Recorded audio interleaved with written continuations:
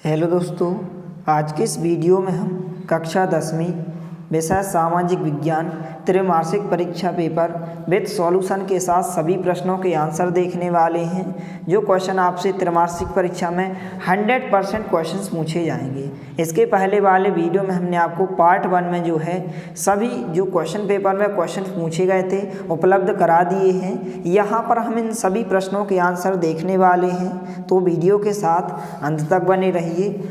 तो चलिए वीडियो को स्टार्ट करते हैं। तो सभी प्रश्नों को आपको अच्छे से तैयार कर लेना है। यदि आप 75 में से 75 अंक लाना चाहते हैं तो वीडियो को पूरा देखिए। इस प्रकार से यहाँ पर हमने टिक लगाए हैं। जो भी क्वेश्चन पेपर में पूछे गए यहाँ पर हमने जो है पेन से टिक लगाए हैं। इनको आपको अच्छे से तैयार करना है। यहाँ पर इस प्रकार के जो है विकल्प में पूछे गए हैं कि संसाधन के कितने प्रकार होते हैं। तो आपको ध्यान रखना है संसाधन के जो है 2 प्रकार होते हैं, एक प्राकृतिक और दूसरा मानवीय संसाधन होता है। इसके बाद यह क्वेश्चन जो है 2 अंक में पूछा गया है, चादर अपर्दन किसे कहते हैं। इस प्रकार से आंसर दिया गया है। तो आप वीडियो को रोककर या फिर आप स्क्रीनशॉट लेकर इन सभी प्रश्नों के उत्तर को आप अच्छे से तैयार कर लें और आपको केवल पढ़ना है। यदि आप इनको पढ़कर जाते हैं और फिर इसके बाद आप पेपर में लिखेंगे तो इस प्रकार से आपको 2 में से 2 अंक मिल जाएंगे। इसके बाद यहाँ पर दूसरा प्रश्न है, मृदा निम्नीकरण से क्या आशय। यह भी जो है 2 अंक में क्वेश्चन पूछा गया है। इस प्रकार से आंसर दिया गया है। इसके बाद जो क्वेश्चन पूछा गया है, उत्पत्ति के आधार पर संसाधन के प्रकार लिखिए। इस प्रकार से आपको ध्यान रखना है कि उत्पत्ति के आधार पर संसाधन के 2 प्रकार होते हैं, जैविक संसाधन और अजैविक संसाधन। इस प्रकार से आंसर दिया गया है, तो इसको आप अच्छे से नोट करें। इसके बाद यह क्वेश्चन 100% पूछा जाएगा त्रैमासिक परीक्षा में 2 अंक या 3 अंक में। मरुस्थलीय व जलोढ़ मिट्टी में 2 अंतर लिखिए या फिर 3 अंतर लिखिए। तो इसको आपको अच्छे से तैयार कर लेना। इस प्रकार से पहला अंतर होगा, इसके बाद यहाँ पर दूसरा अंतर हो जाएगा। इसके बाद यह क्वेश्चन भी पूछा गया है पेपर में, बागर मिट्टी और खादर मिट्टी में यहाँ पर 2 अंतर या 3 अंतर आपको लिखना है। तो यह क्वेश्चन 2 अंक में भी पूछा गया है और 3 अंक में भी, इसलिए इसको आपको अच्छे से तैयार करना है। इस प्रकार से 2 अंतर आपको अच्छे से तैयार करना है। इसके बाद क्वेश्चन पूछा गया है, मृदा अपरदन किसे कहते हैं। मृदा अपरदन के कोई 2 कारण लिखिए। तो इस प्रकार से सबसे पहले आपको यहाँ पर आंसर लिखना है कि मृदा निम्नीकरण के 2 कारण निम्न हैं इस प्रकार से, और 2 कारण यहाँ पर इस प्रकार से नीचे दिए गए हैं। इस प्रकार से आप लिख सकते हैं। तो आप वीडियो को रोककर या फिर आप स्क्रीनशॉट लेकर इन सभी प्रश्नों के उत्तर को आप अच्छे से तैयार कर सकते हैं। तो यह क्वेश्चन जो है 100% गारंटी के साथ जो है त्रैमासिक परीक्षा के पेपर में पूछे जाएंगे। इसके बाद जो क्वेश्चन पूछा गया है, एजेंडा 21 क्या है। इस प्रकार से आंसर दिया गया है। 2 अंक में क्वेश्चन पूछा गया है, इसको भी आप अच्छे से तैयार करें। इसके बाद जो है प्रश्नांक 13 है, काली मिट्टी की 2 विशेषताएं लिखिए। इसको आपको अच्छे से तैयार करना है। यह 100% जो है त्रैमासिक परीक्षा में पूछा जाएगा। इस प्रकार से उत्तर दिया गया है, काली मिट्टी की 2 विशेषताएं। इसके बाद जो नेक्स्ट क्वेश्चन है, संसाधन किसे कहते हैं। इस प्रकार से उत्तर दिया गया है, तो इसको भी आप अच्छे से तैयार करें। इसके बाद यहाँ पर प्रश्नांक 16 है, मृदा संरक्षण के कोई 2 उपाय लिखिए। इस प्रकार से 2 उपाय दिए गए हैं। मृदा संरक्षण से आशय मिट्टी के बहाव को रोकना एवं उसे प्रदूषित होने से बचाना होता है। मृदा अपरदन के कोई 2 उपाय इस प्रकार से हो जाएंगे, वृक्षारोपण करना और वृक्षों की कटाई पर रोक लगाना। इस प्रकार से आंसर दिया गया, इसको आप अच्छे से नोट करें। इसके बाद जो क्वेश्चन पूछा गया है, नवीकरणीय संसाधन किसे कहते हैं, उदाहरण सहित समझाइए। तो इस प्रकार से आंसर दिया गया है, इसको भी आप अच्छे से तैयार करें। इसके बाद यहाँ पर प्रश्नांक 18 है, अनवीकरणीय संसाधन किसे कहते हैं, उदाहरण सहित समझाइए। तो नवीकरणीय संसाधन और अनवीकरणीय संसाधन दोनों प्रश्नों को मिलाकर जो है 3 अंक का एक क्वेश्चन पूछा जाता है। तो इसको आपको अच्छे से तैयार करना है। इसके बाद यहाँ पर जो क्वेश्चन पूछा गया है, जलोढ़ मृदा की कोई 2 विशेषताएं लिखिए। तो इसकी आपको 2 या 3 विशेषताएं अच्छे से तैयार करना है। यह क्वेश्चन 2 अंक में भी पूछा जाता है और 3 अंक में भी, इसलिए आपको अच्छे से तैयार करना है। इस प्रकार से जलोढ़ मिट्टी की 3 विशेषताएं दी गई हैं। इसके बाद जो क्वेश्चन पूछा जाता है, यह चित्र पूछा जाता है 2 अंक और 3 अंक में कि मृदा परिच्छेदिका का नामांकित चित्र बनाइए। इसको आपको अच्छे से एक बार बनाकर देख लेना है। इस प्रकार से बहुत ही सरल यहाँ पर चित्र है, बहुत ही ईजी है, इसको आप आराम से बना सकते हैं। इसके बाद जो क्वेश्चन पूछा गया है, स्वामित्व के आधार पर संसाधनों के प्रकार लिखिए। यह आपको ध्यान रखना है कि स्वामित्व के आधार पर जो संसाधन के प्रकार होते हैं, 4 प्रकार होते हैं। वस्तुनिष्ठ प्रश्न ऑब्जेक्ट टाइप क्वेश्चन में भी पूछा जाता है, तो आपको अच्छे से ध्यान रखना है। इसके बाद जो क्वेश्चन नंबर 25 पूछा गया है, भारत में संसाधनों के संरक्षण के कोई 2 उपाय लिखिए। इस प्रकार से उत्तर दिया गया है, तो इसको आप अच्छे से नोट करें। इस प्रकार से यहाँ पर 2 उपाय दिए गए हैं। इसके बाद जो नेक्स्ट क्वेश्चन है, मृदा अपरदन के संसाधनों के अंधाधुंध उपयोग से होने वाले या उत्पन्न होने वाली कोई 2 समस्याएं लिखिए। इस प्रकार से आंसर दिया गया, तो इस प्रकार से आपको कोई 2 समस्याएं लिखना है। इस प्रकार से पहली समस्या हो गई कि वैश्विक पारिस्थितिकी संकट पैदा हो गया है, पर्यावरण प्रदूषण और भूमि जो है निम्नीकरण के कारण अनेक प्रकार की समस्याएं जो हैं उत्पन्न हो रही हैं। तो इस प्रकार से उत्तर होगा। इसके बाद जो क्वेश्चन पूछा गया है, भारत में पाई जाने वाली किन्हीं 2 मृदाओं की विशेषताएं लिखिए। 2 अंक में यह क्वेश्चन पूछा गया है, तो नीचे यहाँ पर विशेषताएं दी गई हैं। इस प्रकार से इनको आप अच्छे से तैयार करें। जड़ों मिट्टी की 2 विशेषताएं और काली मिट्टी की 2 विशेषताएं। यह क्वेश्चन जो है 2-2 अंक में यहाँ पर क्वेश्चन पूछे जाते हैं। जड़ों मिट्टी की 2 विशेषताएं और काली मिट्टी की 2 विशेषताएं, तो आपको अच्छे से तैयार करना है। इसके बाद जो नेक्स्ट क्वेश्चन पूछा गया है, भारत में सबसे अधिक कौन सी मिट्टी पाई जाती है, इसकी कोई 2 विशेषताएं लिखिए। तो इस प्रकार से आंसर दिया गया है। यहाँ पर आपको कोई भी 2 विशेषताएं अच्छे से तैयार करना है कि यह मिट्टी जो है सबसे अधिक उपजाऊ होती है। इसमें साधारणतया जो है पोटास, फास्फोरिक अम्ल तथा चना पर्याप्त मात्रा में होता है। इसके बाद इस प्रकार के क्वेश्चन जो हमने टिक लगाए हैं, यह जो है आपसे वस्तुनिष्ठ प्रश्नों में पूछे गए हैं।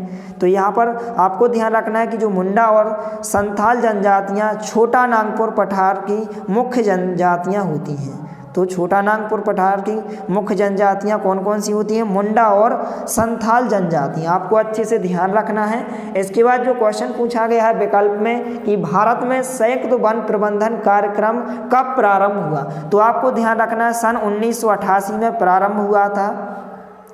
इसके बाद यह क्वेश्चन भी जो है सही विकल्प में पूछे गए हैं कि स्थानांतरी जो खेती होती है, इसी को हम झूम खेती कहते हैं, अथवा स्लैश और वन्य खेती के चलते वनों की कटाई या निम्नीकरण हुआ। आपको अच्छे से ध्यान रखना है। तो झूम खेती और स्लैश और वन्य खेती। इसके बाद जो क्वेश्चन पूछा गया सही विकल्प में कि भारतीय वन्य जीव संरक्षण अधिनियम कब पारित किया गया, तो आपको ध्यान रखना है कौन से सन में पारित किया गया है। सन 1972 में वन्य जीव अर्थात इसी को हम रक्षण कहते हैं, यह अधिनियम 1972 में लागू किया गया है। इसके बाद जो क्वेश्चन पूछा गया है विकल्प में कि प्रोजेक्ट टाइगर योजना की शुरुआत किस वर्ष हुई, सन 1973 में हुई थी। आपको अच्छे से ध्यान रखना है। तो इस प्रकार से जो है वस्तुनिष्ठ प्रश्न पूछे गए हैं। जो पहला है कि वे उत्पाद जिन पर जो है सभी जीव निर्भर रहते हैं प्राथमिक उत्पाद कहलाते हैं। बी नंबर का ऑप्शन इसका उत्तर होगा। इसके बाद जो विकल्प पूछा गया है कि वन्य जीवों के आवास रक्षण हेतु पहला कानून बनाया गया था, तो कब बनाया गया था? वन्य जीव संरक्षण अधिनियम सन 1972 में बनाया गया था। इसके बाद जो चौथा प्रश्न पूछा गया है शांत घाटी का संबंध किस राज्य से है, तो आपको ध्यान रखना है किस राज्य से है? केरल राज्य से है। इसके बाद जो क्वेश्चन पूछा गया है कि निम्नलिखित में से स्थायी वनों का सर्वाधिक क्षेत्र किस राज्य में स्थित है, तो आपको ध्यान रखना है मध्य प्रदेश में स्थित है। इसके बाद जो पेपर में रिक्त स्थान पूछे गए हैं खाली स्थान, पहला है छोटा नागपुर क्षेत्र किस जनजाति निवासियां करती हैं, या फिर ऐसा क्वेश्चन पूछा जाता है कि छोटा नागपुर क्षेत्र में कौन सी जनजातियां निवास करती हैं, तो मुंडा और संथाल जनजातियां जो हैं निवास करती हैं। दूसरा खाली स्थान पूछा गया है स्थायी वन क्षेत्रों का सर्वाधिक क्षेत्र किस राज्य में स्थित है, तो मध्य प्रदेश में जो है स्थायी वन क्षेत्रों का सर्वाधिक यहाँ पर क्षेत्र स्थित है। इस प्रकार से आंसर होगा। इसके बाद तीसरा प्रश्न पूछा गया खालिस्तान में भारत में सघन वन क्षेत्र कितने प्रतिशत है, तो आपको ध्यान रखना है 12.2%। इसके बाद सही जोड़ियां भी पूछी गई हैं इस प्रकार से, तो यहाँ पर इस प्रकार से आप देख सकते हैं सही जोड़ियां दी गई हैं और नीचे यहाँ पर इनके आंसर दिए गए हैं, तो इनको भी आप अच्छे से तैयार करें। पहले का बा होगा, दूसरे का आ होगा, तीसरे का दा होगा, चौथे का ई और पाँचवें का सा होगा। तो इस प्रकार से इनको आप अच्छे से तैयार करें। इसके बाद जो है सत्त असत्त में क्वेश्चन पूछे गए हैं। इनमें से यहाँ पर पाँचवा है, भारत और नेपाल देशों को बाघों का आवास स्थल माना जाता है। तो यह कथन क्या हो जाएगा? सत्य हो जाएगा। इसके बाद सातवां प्रश्न है, आरक्षित वनों को सर्वाधिक मूल्यवान माना जाता है। तो यह कथन भी क्या होगा? सत्य होगा। तो इनको आपको अच्छे से तैयार करना है। इसके बाद जो है एक शब्द या एक वाक्य में क्वेश्चन पूछे गए हैं। पहला है, टिहरी में किसानों द्वारा कौन सा आंदोलन चलाया गया था?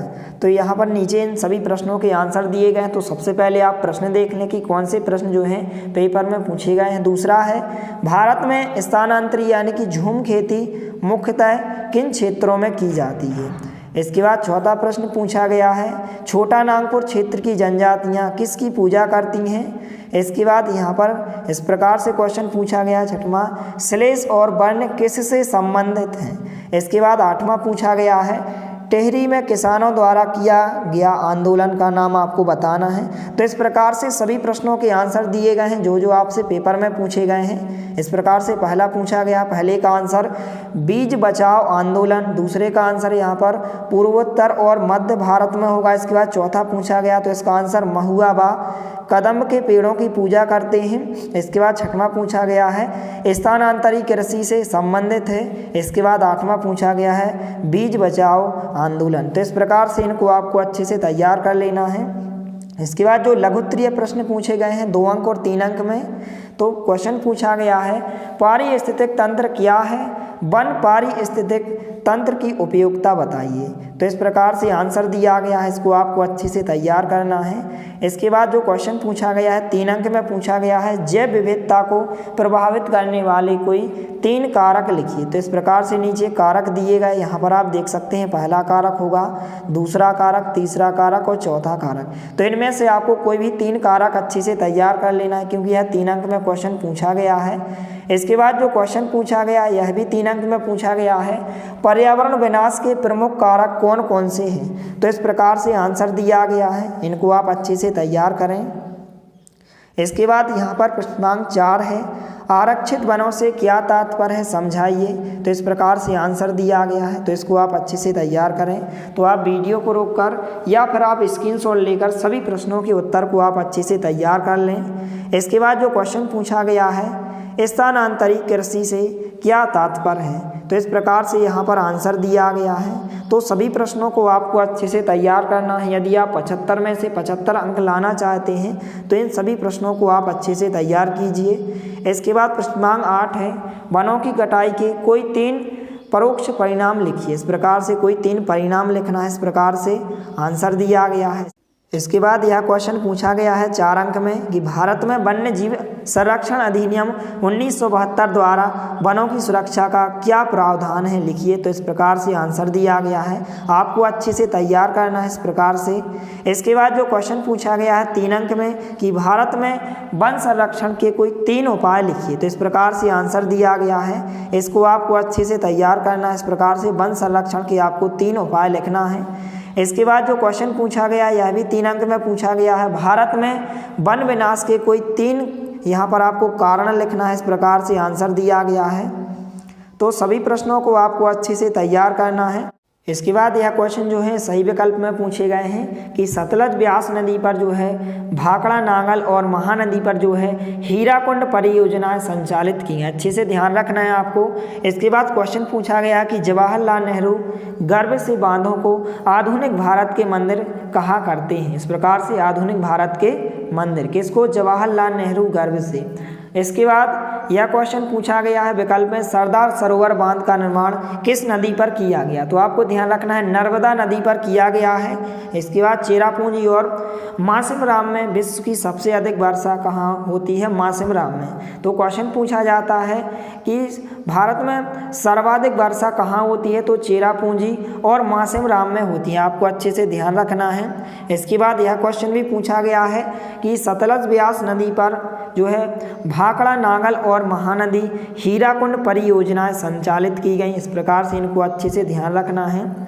इसके बाद जो क्वेश्चन है यह भी क्वेश्चन पूछा गया है, तो इनको आप अच्छे से तैयार करें। तो इस प्रकार से यहाँ पर आप देख सकते हैं, इस प्रकार से विकल्प पूछे गए हैं। पहला है देश की औसत वार्षिक वर्षा कितनी है, तो यहाँ पर 114 सेंटीमीटर है। इसके बाद दूसरा विकल्प पूछा गया है कि भोपाल झील का निर्माण किस नदी या किस सदी में हुआ। आपको ध्यान रखना किस सदी में हुआ, तो 11वीं सदी में हुआ था। चौथा है हीराकुंड परियोजना किस नदी पर बनाई गई, तो आपको ध्यान रखना है महानदी पर। इसके बाद जो क्वेश्चन पूछा गया है बांधों को आधुनिक भारत का मंदिर किसने कहा, तो किसने कहा था, जवाहरलाल नेहरू ने। आपको अच्छे से ध्यान रखना है। इसके बाद क्वेश्चन पूछा गया बंगाल का शोक किस नदी को कहा जाता है, तो दामोदर नदी को कहा जाता है। इसके बाद 7वां प्रश्न है सरदार सरोवर बांध किस नदी पर बनाया गया है, तो नर्मदा नदी पर बनाया गया है। ए नंबर का ऑप्शन इसका राइट आंसर होगा। 9वां क्वेश्चन है पालर पानी कहाँ जाता है, तो भूमिगत जल में जाता है। इस प्रकार से आंसर होगा।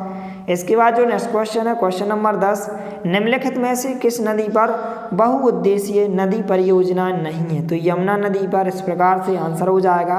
तो इनको आपको अच्छे से ध्यान रखना है। इसके बाद जो पेपर में खाली स्थान पूछे गए हैं विश्व की सर्वाधिक वर्षा कहाँ होती है, तो आपको ध्यान रखना है मासिमराम में होती है। जल खालिस्तान योग्य संसाधन है, तो नीचे यहाँ पर इनके आंसर भी दिए गए हैं। इसके बाद जो पूछा गया है 6वां बांधों को खालिस्तान परियोजना भी कहा जाता है। इसके बाद 9वां पूछा गया है सरदार सरोवर बांध किस राज्य में है। 10वां है इंदिरा गांधी नहर मुख्य रूप से किस राज्य को जीवन प्रदान करती है, तो पहले का आंसर क्या होगा, चेरापूंजी और मासिमराम होगा पहले खालिस्तान का आंसर। इसके बाद यहाँ पर देख सकते हैं यहाँ पर आंसर दिए गए हैं, तो इनको आप अच्छे से तैयार करें। इसके बाद जो सही जोड़ियाँ पूछी गई हैं इनमें से भी पूछी गई हैं, तो इस प्रकार से नीचे आंसर दिए गए हैं, इनको भी आप अच्छे से तैयार करें। इसके बाद सत्य पूछे गए हैं। पहला क्वेश्चन है जल एक नवीकरण संसाधन है। चौथा क्वेश्चन पूछा गया है कि बांधों को आधुनिक भारत का मंदिर कहा जाता है। इस प्रकार से सत्य पूछे गए हैं। 8वां पूछा गया है बंगाल का शोक दामोदर नदी को कहा जाता है। इस प्रकार से क्वेश्चन पूछे गए हैं और नीचे यहाँ पर आप देख सकते हैं इनके आंसर दिए गए हैं, तो इनको आप अच्छे से तैयार करें। इसके बाद प्रश्नांक 5 एक शब्द या एक वाक्य में क्वेश्चन पूछे गए हैं। पहला है आधुनिक भारत का मंदिर बांधों को किसने कहा था, तो नीचे इनके आंसर दिए गए हैं। दूसरा प्रश्न है भारत की औसत वार्षिक वर्षा कितनी है। तीसरा है हौज खास का निर्माण किसने कराया था। तो इस प्रकार से इन सभी प्रश्नों को आपको अच्छे से तैयार करना है। इसके बाद 5वां क्वेश्चन पूछा गया है सरदार सरोवर बांध किस नदी पर बनाया गया। इस प्रकार से क्वेश्चंस पूछे गए हैं और नीचे यहाँ पर आप देख सकते हैं इनके आंसर भी दिए गए हैं। 9वां क्वेश्चन पेपर में पूछा गया गांधी सागर बांध किस नदी में बनाया गया है। 10वां है हीराकुंड बांध किस नदी पर बनाया गया है। इसके बाद 14वां क्वेश्चन है बहुराष्ट्रीय कंपनी किसे कहते हैं। इसके बाद 16वां क्वेश्चन है बाढ़ किसे कहते हैं। 17वां क्वेश्चन है सूखा किसे कहते हैं। 19वां क्वेश्चन है भाखड़ा नांगल परियोजना का एक उद्देश्य लिखिए। तो जो क्वेश्चन पूछे गए इस प्रकार से पेन से टिक लगाए गए हैं। पहले का आंसर पंडित जवाहरलाल नेहरू होगा, दूसरे का आंसर औसत वार्षिक होगा, तीसरे का आंसर इल्तुतमिश ने, 5वें का आंसर नर्मदा नदी पर। इसके बाद जो है 9वें क्वेश्चन का आंसर चंबल नदी पर, 10वें क्वेश्चन का आंसर महानदी पर। इसके बाद जो क्वेश्चन पूछे गए हैं यहाँ पर इस प्रकार से वह संगठन होते हैं जो अपने देश की तुलना में एक या एक से अधिक देशों में वस्तुएं सेवाओं के उत्पादन को करते हैं। इस प्रकार से आंसर होगा। इसके बाद यहाँ पर जो बाढ़ की परिभाषा पूछी गई है 16वें क्वेश्चन में अत्यधिक वर्षा होने से नदियों की क्षमता में सामान्य से अधिक जल अपवाह क्या कहलाता है, बाढ़ कहलाता है। इसके बाद 17वें क्वेश्चन में इस प्रकार से परिभाषा पूछी गई है सूखा किसे कहते हैं। तो इस प्रकार से यहाँ पर आप देख सकते हैं आंसर होगा यहाँ से लेकर यहाँ तक। तो इन सभी प्रश्नों को आपको अच्छे से तैयार करना है। इसके बाद जो क्वेश्चन पूछा जाता है 3 अंक या 4 अंक में कि जलोढ़ मिट्टी और काली मिट्टी में अंतर लिखिए। तो इस प्रश्न को आपको अच्छे से तैयार करना है। इसके 4 अंतर आपको अच्छे से तैयार कर लेना है। इसके बाद जो क्वेश्चन पूछा गया है 3 राज्यों के नाम बताइए जहां काली मृदा मिट्टी पाई जाती है। इस पर मुख्य रूप से यहां पर कौन सी फसल उगाई जाती है। तो इस प्रकार से आंसर दिया गया, इसको आप अच्छे से तैयार करें। इसके बाद जो क्वेश्चन 2 अंक में यह पूछा जाता है जैव और अजैव संसाधन क्या होते हैं, कुछ उदाहरण दें। इसके बाद इस प्रकार से यहाँ पर आप देख सकते हैं एक शब्द या एक वाक्य में क्वेश्चन पूछे गए हैं, इनको भी आप अच्छे से तैयार करें। इसके बाद जो क्वेश्चन है, संसाधन से क्या आशा है, इनका हमारे जीवन में क्या महत्व है, तो इस प्रकार से आंसर दिया गया है। इसके बाद यह क्वेश्चन 4 अंक में पूछा जाता है, लाल मिट्टी और लैटेराइट मिट्टी, इस प्रकार से आपको तैयार करना है। इसके बाद काली मिट्टी की विशेषताएं, मृदा अपरदन के प्रमुख कारण, मृदा अपरदन के प्रमुख कारण इस प्रकार से दिए गए हैं। आरक्षित वन क्या है, 2 अंक में क्वेश्चन पूछा जाता है। इसके बाद पारिस्थितिक तंत्र से क्या तात्पर्य है, अभ्यारण्य किसे कहते हैं, इस प्रकार से 2-2 अंक में क्वेश्चन पूछे जाते हैं। केंद्रीय वन आयोग क्या है, तो इस प्रकार से आंसर दिए गए हैं। इसके बाद जो क्वेश्चन पूछा गया है, जैव विविधता क्या है, यह मानव जीवन के लिए क्यों महत्वपूर्ण है, तो इस प्रकार से इन सभी प्रश्नों को आपको अच्छे से तैयार कर लेना। तो यदि आप इस पीडीएफ को डाउनलोड करना चाहते हैं जिसमें सभी प्रश्नों के आंसर दिए गए हैं, तो नीचे डिस्क्रिप्शन बॉक्स में लिंक दी गई है, या फिर आप टेलीग्राम पर सर्च कर सकते हैं। हमारे चैनल का नाम फ्री ऑनलाइन टीचिंग वन, तो टेलीग्राम चैनल पर आपको इसकी पीडीएफ उपलब्ध कराई जाएगी। इसके बाद जो क्वेश्चन पूछा गया है, आरक्षित वन, रक्षित वन और अवर्गीकृत वन, इस प्रकार से इनको भी आपको अच्छे से तैयार कर लेना है। तो इस प्रकार से इसके बाद जो है सुभेद जातियाँ, दुर्लभ जातियाँ, लुप्त जातियाँ। इसके बाद जो क्वेश्चन पूछा गया, वन्य प्राणी संरक्षण क्यों आवश्यक है, वन्य प्राणी संरक्षण के उपाय लिखिए, 3 अंक में क्वेश्चन पूछा गया है। तो इस प्रकार से सभी प्रश्नों को आपको अच्छे से तैयार कर लेना। इसके बाद सरदार सरोवर बांध का महत्व लिखिए, इसको भी तैयार करना है। इसके बाद जो है भाखड़ा नागल परियोजना का महत्व लिखिए, बहुउद्देशीय परियोजनाओं से होने वाले लाभ और हानियों की तुलना कीजिए। तो इस प्रकार से सभी प्रश्नों को आपको अच्छे से तैयार कर लेना है। यदि आप इन सभी प्रश्नों को अच्छे से तैयार कर लेते हो तो आप 75 में से 75 अंक आराम से प्राप्त कर सकते हो। यदि वीडियो पसंद आए तो प्लीज़ लाइक कीजिए, दोस्तों के साथ शेयर कीजिए, और यदि आपने हमारे चैनल को सब्सक्राइब नहीं किया है तो प्लीज़ सब्सक्राइब कीजिए। धन्यवाद, मिलते हैं अगले वीडियो में, तब तक के लिए जय हिंद, वंदे मातरम।